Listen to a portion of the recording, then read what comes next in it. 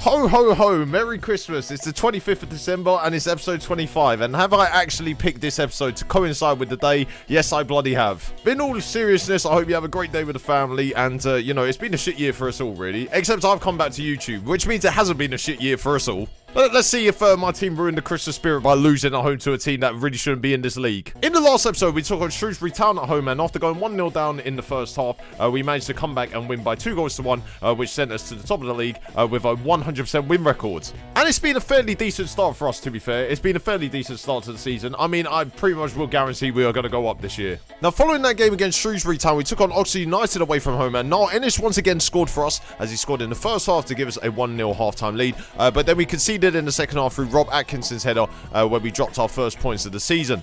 We went away to Luton Town after that, and George Honeyman gave him the lead after 8 minutes with this great strike outside the box. But we didn't turn the game around, as Niall Ennis once again scored, as he tapped in from close range. And Igagbo scored from long range to score his first goal for the club, as we ran out 3-1 winners. And then against Coventry in the Papa John's Trophy, we took a 1-0 lead at half-time, but then ended up losing by 2-1, as then Gandu scored this long-range goal and gave Coventry all 3 points in the cup. We then followed up with a 0-0 draw against Colchester United, who are bottom of the league at the time we played them.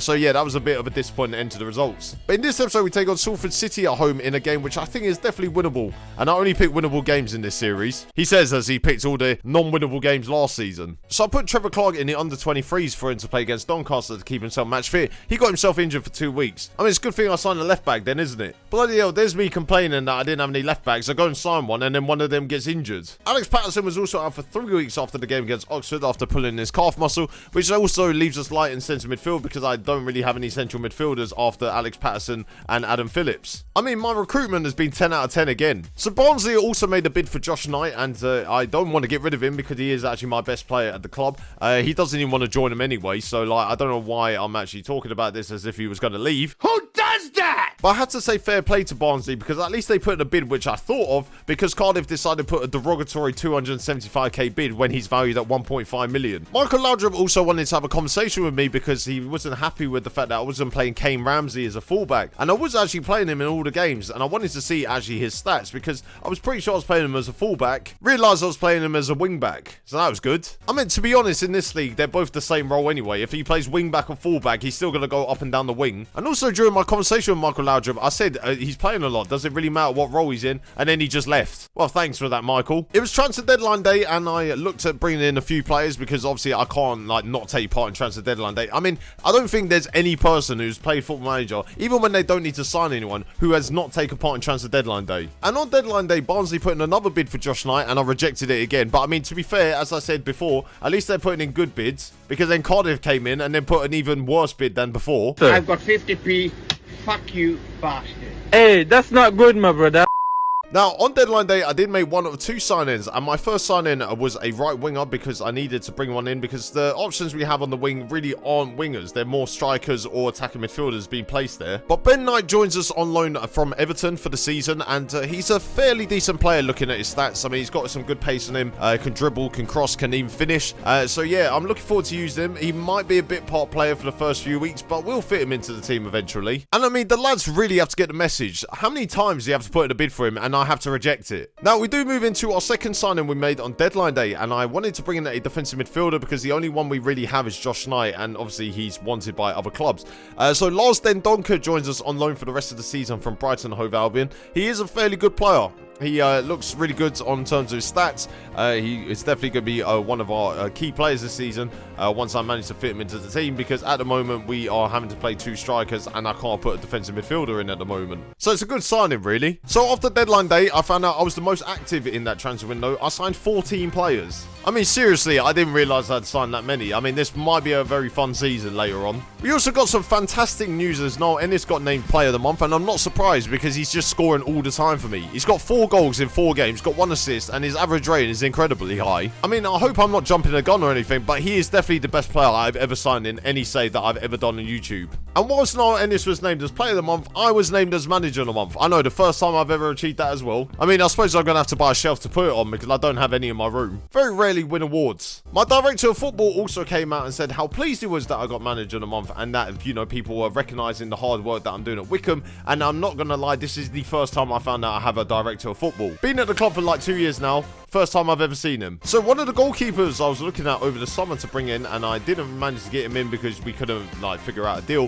Found out he signed for Man City over the summer. I mean, you're taking a piss, right? He just got released by Lincoln City and now has found himself at Man City. Any thoughts from Scott Carson, by the way? John Terry was also asked a question about how it felt like coming up against a manager like myself, who's just won a manager of the month, and he also tried to take credit for it. I mean, it's not the first time he's taken credit for something that he had no part in playing in. Also, John Terry is the manager of Colchester United, and I didn't even realise that we have a rivalry with them. And I thought, why have we got a rivalry with a team that are nowhere near Wycombe? Found out it was due to an FA Cup game back in the 1980s, and they've had a rivalry ever since. I mean, it's just as bad as the Brighton Palace one. That doesn't make any sense to me either. If your derby is named after a motorway, it's not a real derby. Now, we move into our game against Salford at home, and I've decided to switch things up in this game because I feel like we're leaving ourselves a bit exposed at the back at the moment. And also, we didn't score in the last game, so I needed to change things up. But we're going with the 4-2-3-1 formation instead of the 4-2-4 that we have played in recent weeks. And yeah, it's looking a little bit different. Our back four has changed quite a lot. Miles Kenlock, Sean McLaughlin, Will Fish and Tsongwe will be in our back line. Our midfield two sees Josh Knight being pushed up from centre-back to play in centre midfield alongside Adam Phillips. The three behind the striker sees Ike Ugbo playing on the left-hand side, with Marcus Brown playing as the number 10 and George Moncur playing on the right. And of course, our top goal scorer this year, Niall Ennis, will lead the line for us as a sole striker. And I've decided to drop the support next to him and bring some support behind him. And if this backfires, then we know who to blame, and that is the 11 players on the pitch, not me. I think us being at the right end of the table means that I can go into these games quietly confident that we will actually run over Salford and absolutely destroy them and then ruin their confidence and hopefully send them down next year. I mean, not wanting to jump the gun or anything, but these are the sort of games that we need to be winning, and we did draw 0-0 against Colchester in our last home game, only the game before this one. So if we could get 3 points on the board, I'll be forever thankful this Christmas. Although, to be fair, this game's not being played in Christmas. I mean, it would be handy if it was being played in December. It was only 30 seconds on the clock when Niall Ennis was played in through on goal by George Moncur, but then managed to force a good save from the goalkeeper. I mean, 30 seconds on the clock and we got our first chance already. Is this where Niall Ennis gets about 9 chances a game and only puts 1 in the back of the net? And talking of putting the ball in the back of the net, George Moncur then managed to escape his man on the right wing and put a lovely ball across the box to the far post. And Niall Ennis was there to tap it home and score and give us a 1-0 lead after 4 minutes. This boy is bloody class, I'm not going to lie. Will I ever find a striker who scores more consistently than Niall Ennis? I very much doubt it. And those two linked up again as George Moncur played a lovely ball over the top of the defence, found Niall Ennis running through on goal, and he forced another save from the keeper. I mean, he could have had a hat-trick in the first 6 minutes of the game. I feel like Niall Ennis' presence at Salford is the ball in the back of the net. I mean, it would be if he could put the ball in consistently. And talking to Niall Ennis, he got another chance a couple of minutes later as he ran at the Salford defence and from about 25 yards out, shot straight at the keeper.